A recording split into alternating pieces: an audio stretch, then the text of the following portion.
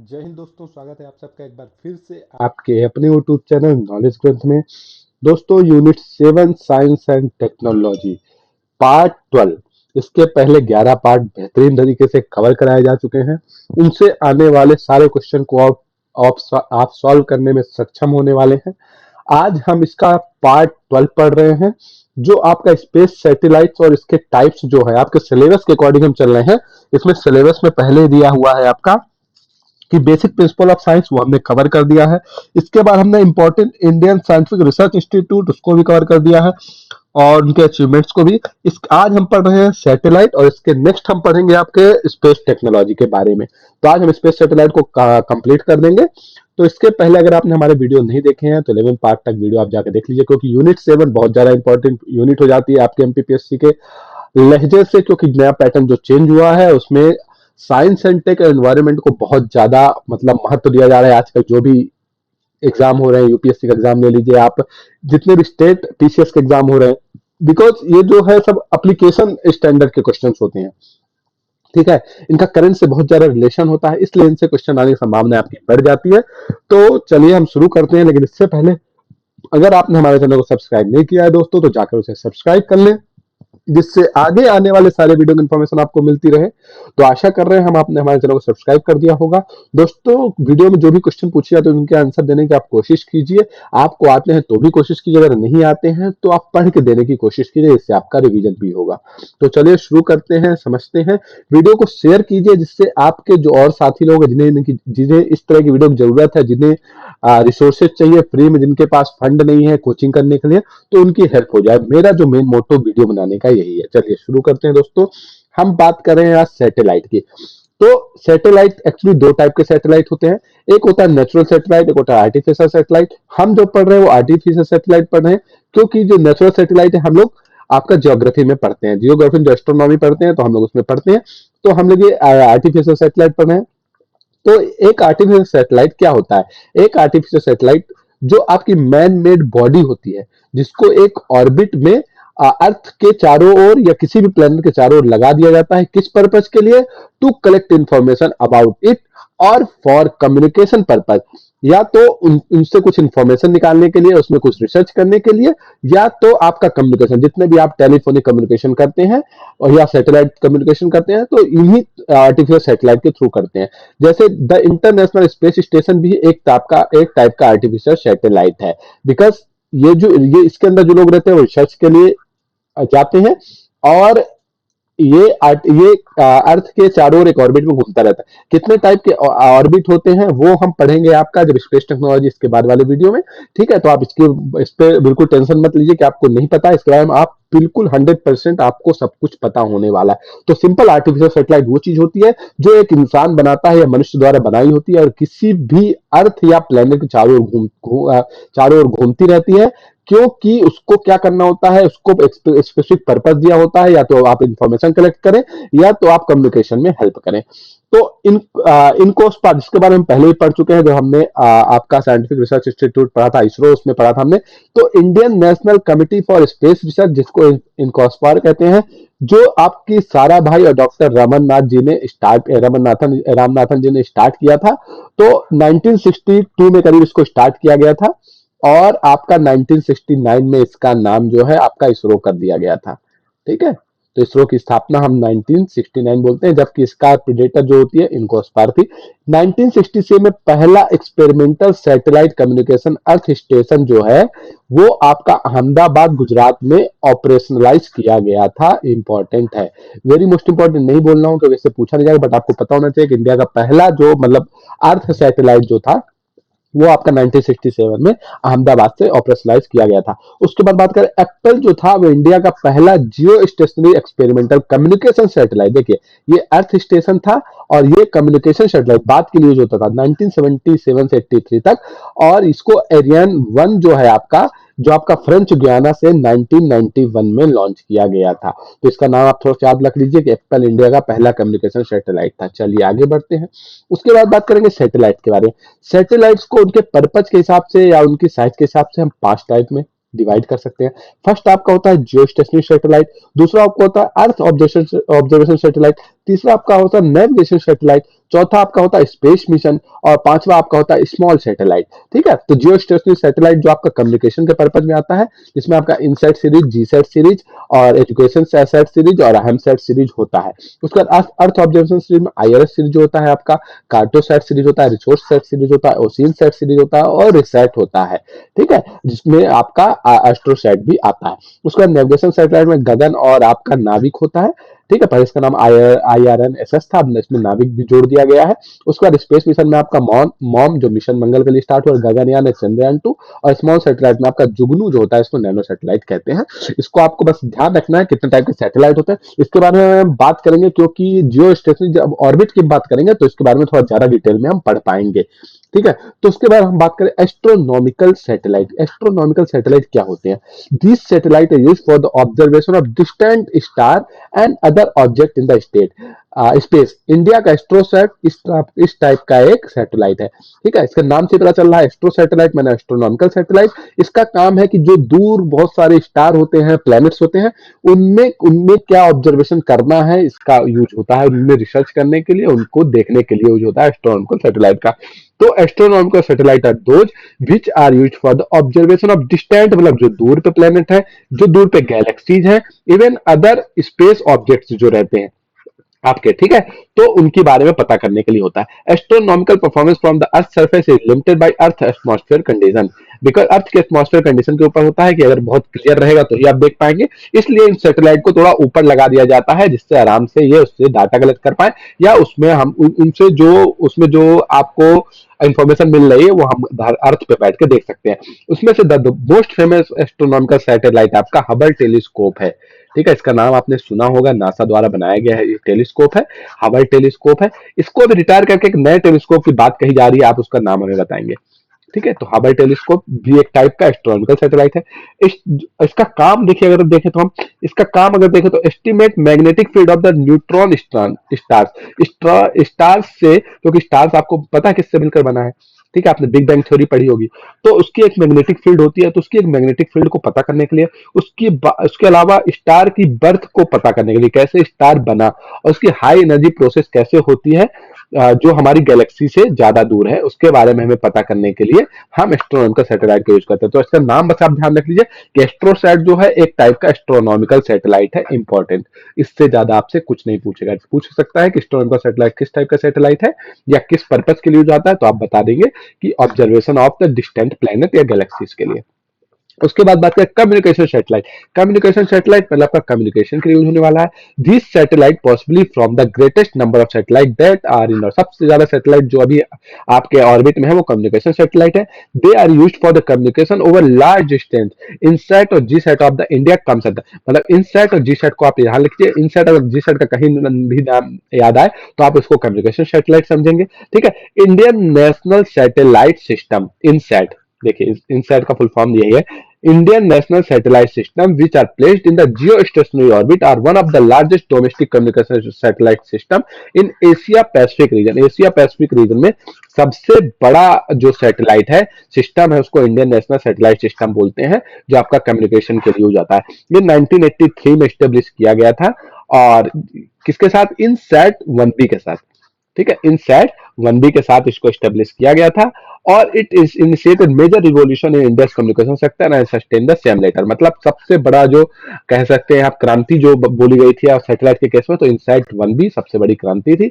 The height of the satellite above the earth enable the satellite to communicate over vast distance and thereby overcoming the curvature of the earth service even within the communication field they are number of secondary. देखिए मैं आपको समझाने की एक बार कोशिश करता हूं, इसको अगर आप समझ पाएंगे। देखिए ये आपका अर्थ है, ठीक है, अर्थ का कर्वेचर है, ये देखिए कर्वेचर कह सकते हैं इसको, ऐसे इस शेप में। तो अगर आप यहां से यहां पे कोई, आप सपोज यहां से कोई बंदा यहां पे बात करना चाहता है, ठीक है, यहां से कोई बंदा यहां से बात करना चाहता है, तो अगर सिग्नल ऐसे जाएंगे तो यहां से टकरा जाएंगे। तो इस केस में क्या होता है, यहाँ पे एक सैटेलाइट लगा देते हैं। ठीक है, हम लोग क्या लगा देते हैं? कम्युनिकेशन सैटेलाइट, जो आपका VHF फ्रिक्वेंसी के बारे में जब बात करें तो आप बताएंगे, वेरी हाई फ्रिक्वेंसी जो होती है उनमें कम्युनिकेशन आपके होते हैं। तो VHF फ्रिक्वेंसी जो होती है, तो उनमें क्या होता है कि यहाँ पे सैटेलाइट लगाया जाता है। जैसे ही कोई बंदा यहाँ से फोन, जैसे आप कोई भी नंबर, कोई बंदा यहाँ यहाँ जो खड़ा है वो डायल कर रहा है, तो जैसे ही नंबर डायल करता है तो सिग्नल ट्रांसमिट होता है आपके सैटेलाइट में, और सैटेलाइट से सिग्नल फिर से ट्रांसमिट होता है आपका यहाँ खड़े हुए बंदे पे। तो देखिए आपका सिग्नल ऐसे गया और ऐसे चला गया। ये चीजें जितनी ऊपर होगी, मतलब ये सैटेलाइट जितना ऊपर होगा, यहाँ देखिए, यहाँ तक अगर सैटेलाइट होता तो यहाँ से यहीं तक पहुंच पाता, यहाँ से यहाँ तक पहुंच पा रहा है। अगर यहाँ कोई बंदा खड़ा है, इसको यहाँ तो और ऊपर सैटेलाइट लगाइए आप, तो क्या होगा, यहाँ से जब उस सैटेलाइट पे जाएगा और वहां से रिफ्लेक्ट बैक होगा तो यहाँ तक सिग्नल पहुंच जाएगा। यही चीज बोल रहा है कि सैटेलाइट जितना भी अर्थ के ऊपर होता है उतना हमें हेल्प करता है कितना दूर तक हम बात कर पाते हैं, क्योंकि आप डायरेक्ट कम्युनिकेशन नहीं कर सकते। आप बात करेंगे तो कम्युनिकेशन सैटेलाइट के थ्रू ही करेंगे। चलिए आगे बढ़ते हैं, थोड़ा सैटेलाइट के बारे में जान लेते हैं। कम्युनिकेशन सैटेलाइट GSAT-31 जो आपका Feb 6, 2019 में एरियान 5 लॉन्च व्हीकल से कम्युनिकेशन सैटेलाइट है। GSAT-7 है, GSAT-11, GSAT-29, GSAT-6 है। ये सारे जो है आपकी कम्युनिकेशन सैटेलाइट है, इनको याद करने की जरूरत नहीं, बस इतना ध्यान रखें। इन सेट या GSAT का कभी भी नाम आए तो वो एक आपका कम्युनिकेशन सैटेलाइट होगा।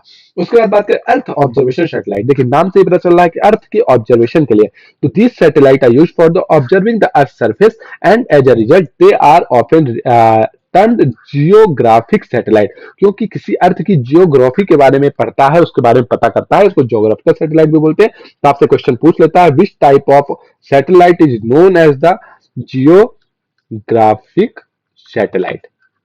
ठीक है, तो इसका थोड़ा सा आप ध्यान रखिएगा। इंडिया का IRS और रिसोर्स सेट जो है, ये दो टाइप का IRS और रिसोर्स सेट आपका अर्थ ऑब्जर्वेशन सैटेलाइट है, जिसमें अगर IRS की बात करें तो Indian remote sensing satellite. Remote का मतलब होता है दूरी। जैसे आपको लोग टीवी का रिमोट, तो आप टीवी को टच नहीं करते, सिर्फ रिमोट दबाते हैं, तो दूरी से अगर किसी चीज को कंट्रोल किया जा सके, तो रिमोट का शाब्दिक अर्थ होता है दूरी। तो इंडियन रिमोट सेंसिंग जो दूरी से किसी चीज को सेंस कर ले।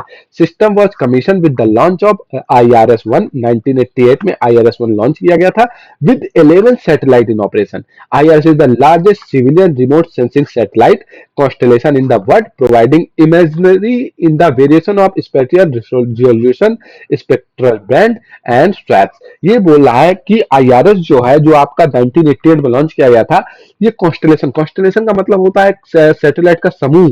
तो ये जो IRS-1 सैटेलाइट का जो समूह है, ये जो है वर्ल्ड का लार्जेस्ट समूह कहा जा सकता है, जो आपको प्रोवाइड करता है किसी चीज की इमेज या किसी चीज के रिजोल्यूशन को। जैसे आप गूगल अर्थ में चीजों को देखते हैं तो दिखाई देता है ना, तो उसी तरह अर्थ ऑब्जर्वेशन सैटेलाइट भी यही चीज पता करता है। तो data is used for the several application covering agriculture के फील्ड में, कहाँ पे खेती हो रही है, कहाँ पे रेन होने वाली है, क्या होने वाली है, ये आपका अर्थ ऑब्जर्वेशन सैटेलाइट का। वाटर रिसोर्सेज कहाँ कहाँ अवेलेबल है, आप फोटो ले लेते हैं ऊपर से उसको, ठीक है, अर्थ ऑब्जर्वेशन सैटेलाइट से। अर्बन डेवलपमेंट किस तरह से हो रहा है या किस तरह से होना चाहिए। मिनरल प्रोस्पेक्टिंग, कहाँ कहाँ मिनरल्स हो सकते हैं, वो भी अर्थ के ऑब्जर्वेशन से ऊपर से जो फोटो ली जाती है उससे पता चलता है। इन्वायरमेंट कहाँ कहाँ क्या है, कहीं पे आग तो नहीं लगी है, मतलब आपका फॉरेस्ट फायर तो नहीं हुआ है, या इन्वायरमेंट कहाँ पे अच्छा है, कहाँ पे ज्यादा ग्रीनरी है, कहाँ पे डेजर्ट है, वो आप पता कर सकते हैं। फॉरेस्ट्री जहाँ पे ग्रीनरी है, ड्रॉट कहाँ सूखा पड़ा है। फूड फोरकास्टिंग, कहाँ पे ज्यादा फूडी चीजें मिल सकती है, कहाँ पे मछलियां ज्यादा मिल सकती हैं, कहाँ पे खाने का आइटम ज्यादा मिल सकता है। ओशियन के रिसोर्स, समुद्र में मिलने वाली चीजों के रिसोर्स। और डिजास्टर मैनेजमेंट, जब कोई आपका क्या कहते हैं स्टॉर्म आता है या कोई आपका साइक्लोन आता है, तो इसके थ्रू ही हमें अर्थ ऑब्जर्वेशन सैटेलाइट के थ्रू ही हमें पता चलता है। इसमें आपके 3 कलर दिए जाते हैं, जैसे ग्रीन कलर, येलो कलर और रेड कलर। ग्रीन कलर मतलब कोई दिक्कत नहीं है, कोई स्टॉर्म नहीं है। येलो कलर का स्टॉर्म मतलब थोड़ा सा घातक हो सकता है, और रेड कलर का स्टॉर्म मतलब पूरा डिजास्ट्रस हो सकता है। उसमें आपका कार्टोसैट 2 जो है सीरीज का सैटेलाइट है, वो प्राइमरी सैटेलाइट PSLV C40 के थ्रू गया था। और रिसोर्स से पता चला रिसोर्स को पता करने के लिए। It remote sensing satellite intended for resource monitoring के लिए यूज किया जाता है। तो इसमें आपसे पूछ सकता है कार्टोसैट या रिसोर्ससैट किस टाइप का सैटेलाइट है, तो एक अर्थ ऑब्जर्वेशन सैटेलाइट है। चलिए उसके बाद बात करें हाइपर स्पेक्ट्रल इमेजिंग सैटेलाइट। ये भी एक टाइप का अर्थ ऑब्जर्वेशन सैटेलाइट, EOS जिसको कहते हैं वही है, इसको शॉर्ट फॉर्म में हाइसिस बोलते हैं। हाइसिस प्राइमरी सैटेलाइट है, PSLV C43 से भेजा गया। देखिए 43 मतलब 40 के बाद 41, 42, 40 ऐसे भेजा जाता है। तो PSLV के पोलर सैटेलाइट लॉन्च व्हीकल से भेजा गया है, और इसका 380 किलोग्राम का वेट था। और ये अर्थ ऑब्जर्वेशन सैटेलाइट जो है इसरो के मिनी सैटेलाइट 2 बस से कनेक्टेड होता है। प्राइमरी गोल हाइसिस का क्या है कि अर्थ के सरफेस में विजिबल जो भी चीज दिख रही है, नियर इंफ्रारेड जो चीजें नहीं दिख रही हैं, और शॉर्ट वेव इंफ्रारेड रीजन जहां पे इलेक्ट्रोमैग्नेटिक स्पेक्ट्रम हो सकता है, उनके बारे में पता करना। ठीक है, तो आपको पता है कि जो चीज को, जिस रेंज को हम लोग देख सकते हैं, उस रेंज को हम लोग क्या कहते हैं, विजिबल रेंज बोलते हैं, विजिबल रेंज बोलते हैं। जिसको नहीं देख सकते उसको इंफ्रारेड बोल देते हैं। इसके आगे वाला यूवी रेंज हो जाती है। ठीक है, तो इलेक्ट्रोमैग्नेटिक स्पेक्ट्रम को पता करने के लिए इस टाइप का यूज होता है। तो आप याद रखिएगा, हाईसीस एक टाइप का हाईसीस एक टाइप का अर्थ ऑब्जर्वेशन सैटेलाइट है। The co-passenger of HySIS include 1 micro and 29 nano satellite from the 8 different country, जिसमें आपका Australia, Canada, Colombia, Finland, Malaysia, Netherland, Spain से और 23 अदर कंट्री से यूएस से द्वारा भेजा गया था। चलिए आगे बढ़ते हैं। उसके बाद हमारे नेविगेशन सैटेलाइट। नेविगेशन का मतलब होता है किसी चीज को रास्ता दिखाना। आप लोग गूगल मैप यूज करते हैं तो वो नेविगेशन सैटेलाइट है। तो in recent year satellite have been used for accurate navigation. The first system known as GPS, global positioning system बोला जाता है। किसी अर्थ की पोजीशन को, किसी चीज की पोजीशन को पता करने के लिए आपके मोबाइल में भी फिट होता है। वह सेटअप बाय द यूएसए ने सेटअप किया था, जो सबसे पहला हाईली एक्यूरेट मिलिट्री सिस्टम था। Since then it has been adopted by the huge number of commercial and private user including India में भी जीपीएस को यूज किया गया है आपका मिलिट्री पर्पज के लिए। और एक बार आपने न्यूज सुनी होगी कि एक बार कभी रेड फोर्ट पे कोई अटैक होने वाला था और यूएसए ने वहां से जो उनके सैटेलाइट में इमेजेस ली थी उससे ये बता दिया था कि इंडिया में 4 या 5 जो आतंकवादी हैं वो रेड फोर्ट के पास घूम रहे हैं, उनके हाथ में कुछ वेपन्स है। सोचिए कितना ज्यादा खतरनाक यूएसए का सिस्टम है। ठीक है, इंडिया ने लॉन्च किया अपना पहला नेविगेशन सिस्टम जिसका नाम था IRNSS, Indian regional navigation satellite system, जो जीपीएस। तो इंडिया का जीपीएस आप किसको कह सकते हैं, आईआरएनएसएस को कह सकते हैं। इसका नाम इसके साथ अब नाविक भी लगा दिया गया है। ठीक है, इसके बारे में आगे बात करेंगे। तो इंडिया का जीपीएस आईआरएनएसएस को बोलते हैं। The polar satellite launch vehicle in 35th flight, specially 35th flight में इसने आईएनएस 1G को, जो 7th सैटेलाइट था इंडियन रीजनल नेविगेशन सैटेलाइट का, उसको सब जियो सिंक्रोनस ट्रांसफर ऑर्बिट में सेटअप किया था। ऑर्बिट के बारे में मैंने बता दिया आपको, हम बात करेंगे इसके बाद वाले वीडियोस में। बस आपको इतना ध्यान रखना है कि इंडिया का आईआरएनएस जो है वो उसको जीपीएस, यूएसए का जो जीपीएस है वो इंडिया का आईआरएनएसएस है। ठीक है, चलिए। तो इसका ना काम है नेविगेशन, आप लोगों को रास्ता दिखाना। आप लोग कहीं जाते हैं आजकल, कुछ भी गूगल अर्थ, गूगल मैप में डाल देना, वो चीज दिखा देती है, वो इसके थ्रू ही होता है। इसके बाद बात कर, जो मैंने बात की थी आईआरएसएस नाविक के बारे में जो हम बात कर रहे थे, तो IRNSS independent regional navigation satellite system being developed by India. जैसे बताया कि जीपीएस में डिपेंडेंट न रहे, इसके लिए मेक इन इंडिया प्रोजेक्ट के तहत हमने नाविक बनाया था। It is design to provide accurate positioning information system to user India as well as the regional extending up to 1500 km from its boundary, which is the primary service area। मतलब 1500 kilometre इसके 1500 पूरे India में तो है ही, उसके अलावा 1500 kilometre अर्थ India के आसपास के एरिया में भी। तो INS will provide 2 type of service, namely standard positioning service कहते हैं, which is provided to all users, and restricted service, जो आपका ऑथराइज यूजर, मतलब अब आपका रिस्ट्रिक्टेड सर्विस जो होता है वो आपकी जैसे मिलिट्री पर्पज के लिए यूज होगा। ठीक है, सब कोई इसको यूज नहीं कर सकते, किसी रिसर्च के लिए या तो कोई मिनिस्ट्रियल सिर्फ एक्सेस होगा उसको, वही लोग देख सकते हैं। तो इसके लिए रिस्ट्रिक्टेड सर्विस, 2 टाइप की सर्विस होती है। The IRNSS system expected to provide a position accuracy of better than 20 metre, मतलब 20 मीटर की एक्यूरेसी से, 20 मीटर की एक्यूरेसी से ये सिस्टम बता देता है आपका किसी चीज की लोकेशन को। इसका काम क्या होता है, टेरेस्ट्रियल, मतलब आपका जो भी आपका पहाड़ी एरिया है वहां पे कुछ भी हो रहा है। एरियल, ऊपर से बता देगा आपका। मरीन नेविगेशन, मतलब आपका नेवी के लिए यूज होता है। डिजास्टर मैनेजमेंट, जैसे कि मैंने आपको बताया कोई बाढ़ आने वाला है, कोई अर्थक्वेक आने वाला है। व्हीकल ट्रैकिंग, जैसे कि आप रास्ता पता कर लेते हैं गूगल मैप में डाल के, तो उसी तरह नाविक को भी आप लोग डाउनलोड कर सकते हैं, इंडिया के द्वारा बनाया गया। मैनेजमेंट के लिए integration with mobile phone, mobile phone में आपके डाल दिया जाएगा अगर आप ऐप डाउनलोड करेंगे। इससे आपका क्या हो जाएगा कि नाविक आपका वही काम करेगा जो आप लोगों का ग्लोबल करता है। ठीक है, तो ध्यान रहेगा आप लोगों को, जरूर ध्यान रखिएगा कि नाविक जो है और ये आईआरएनएसएस जो है वो इंडिया का जीपीएस कहा जा सकता है। ठीक है, चलिए आगे बढ़ते हैं। उसके बाद बात करेंगे गगन की, हम थोड़ी सी बात करेंगे। ठीक है, इंपॉर्टेंट है। Ministry of civil aviation had decided to implement indigenous satellite based regional GPS augmentation system, also known as space based augmentation system, as part of the satellite based communication, navigation और surveillance के लिए या air traffic management के लिए। तो India का जो civil aviation, जो DGC, director general of civil aviation के अंडर आता है, मिनिस्ट्री ऑफ सिविल एविएशन ने, इसने डिसाइड किया कि हम यूएसए के जीपीएस पे डिपेंड नहीं करेंगे जो आपका ग्लोनास होता है। ठीक है, ग्लोनास होता है वो जैसे कि यूएसए और एसएसआर के, यूएसए और रसिया के ये सैटेलाइट होते हैं जो मोस्टली जो एयरक्राफ्ट या हवाई जहाज यूज करते हैं। ठीक है, तो इंडिया ने बोला कि हम अपना जीपीएस ऑगमेंटेशन सिस्टम बनाना चाहते हैं जो हमारे एयरक्राफ्ट को सर्विस प्रोवाइड करेगा, हमारे एयरक्राफ्ट को प्रोवाइड करेगा सर्विस, जिससे हम एयर ट्रैफिक मैनेजमेंट कर पाएंगे और इसके अलावा हम नेविगेशन और सर्विलेंस कर पाएंगे, हम अपने सैटेलाइट के थ्रू करना चाहते हैं। तो इसलिए क्या किया गया कि स्पेस बेस्ड ऑगमेंटेड सिस्टम को बनाने के लिए गगन को बनाया गया। ठीक है, गगन का फुल फॉर्म होता है जीपीएस एडेड जियो ऑगमेंटेशन नेविगेशन। ठीक है, ये इंडिजिनियसली डेवलप्ड है, इसका फुल फॉर्म आपसे पूछ सकता है। गगन क्या काम करता है ये पूछ सकता है, तो ये नेविगेशन सैटेलाइट है जिसमें जीपीएस एडेड जियो ऑगमेंटेशन नेविगेशन में काम आता है। एक national plan for satellite navigation including the implementation of technology demonstration system over the Indian space as a proof of the concept has been prepared jointly by airport authority of India and ISRO. ध्यान रखिएगा, very most important लिख लीजिए। गगन किसके द्वारा बनाया गया है? Airport authority of India और इसरो ने मिलकर बनाया है। किस पर्पज के लिए?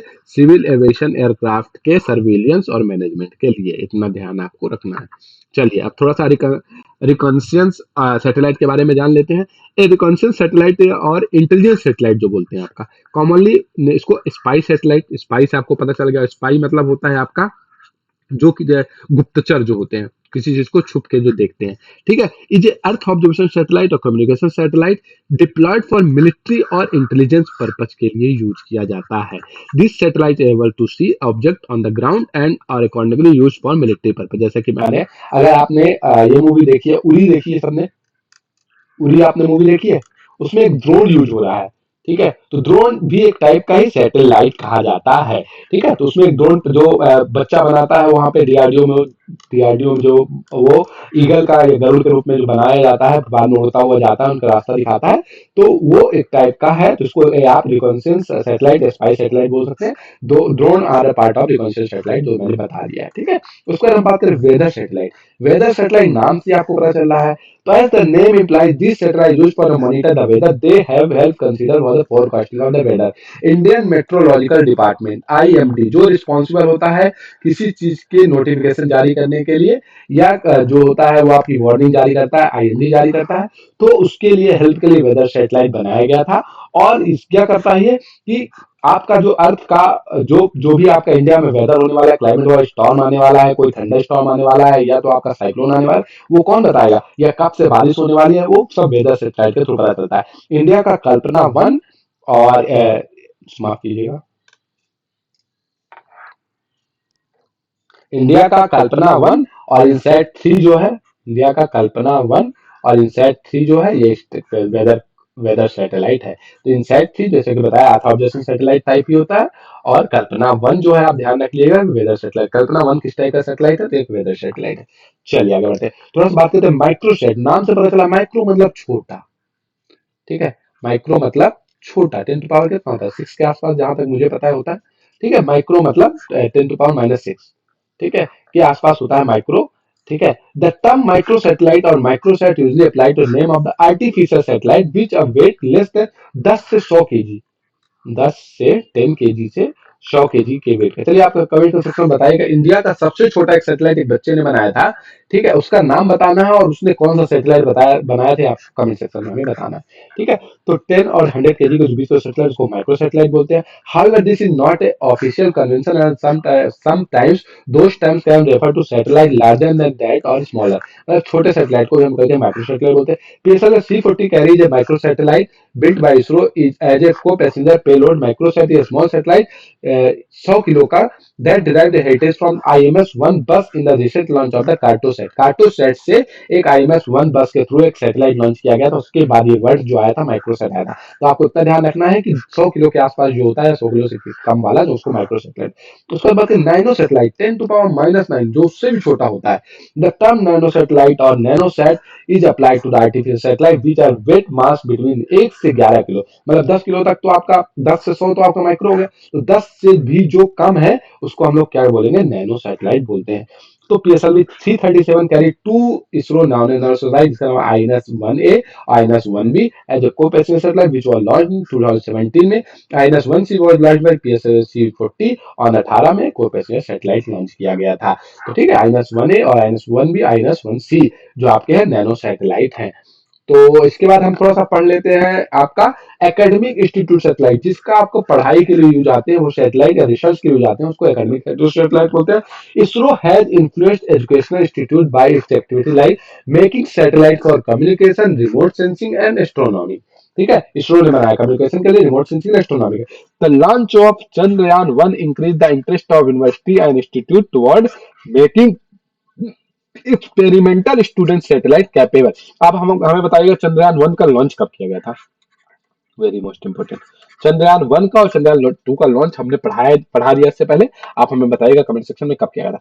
Capable universities and institute can venture into space technology on orbit with guidance and support from ISRO by ways of development of payloads and design and fabrication of satellite. मतलब जो आपके छोटे छोटे आपके यूनिवर्सिटीज है, institute है, जहां पे आपका स्पेस टेक्नोलॉजी पढ़ाई जाती है, इस पे या आप कीजिएगा जहां पे भी आपका स्पेस टेक्नोलॉजी पढ़ाई जाती है, तो वो इसरो से इस बारे में हेल्प लेते हैं.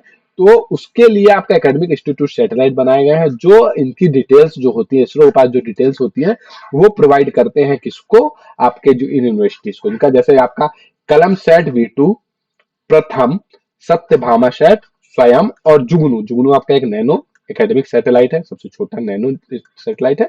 इनके नाम आपको वेरी मोस्ट इंपॉर्टेंट, इनके नाम जरूर याद रख लीजिए आपके, कि कलम सैट या प्रथम बहुत बार पूछा था, प्रथम किस टाइप का सैटेलाइट है. प्रथम कंप्यूटर से सुपर कंप्यूटर से मत आप लोग कंफ्यूज होगा. ठीक है, परम, प्रथम, प्रत्युष आप नाम सुने होंगे, तो प्रथम उससे कंफ्यूज मत होइएगा. प्रथम जो है आपका क्या है, सैटेलाइट है. कैसा सैटेलाइट है आपका, academic institute satellite. Sathyabama sat भी उसी तरह है, स्वयं भी और जुगनू. ठीक है, तो आशा कर रहा हूँ वीडियो आपको पसंद आया होगा. वीडियो अगर आपको पसंद आया उसे लाइक करें, सब्सक्राइब करें, शेयर करें और कमेंट सेक्शन में हमें जरूर बताएं वीडियो आपको कैसा लग रहा है. वीडियो को पूरा देखने की कोशिश करें. आप एक्सपीरियंट है, आपको दो दो नंबर के लिए बहुत मेहनत करनी है दोस्तों. तो आपको अगर आधे घंटे 15 मिनट का वीडियो देख के अगर 2 नंबर मिल रहे हैं तो इसमें बुराई क्या है. तो वीडियो को लाइक, सब्सक्राइब और शेयर करें जरूर, please please please. Thank you so much guys, God bless you all.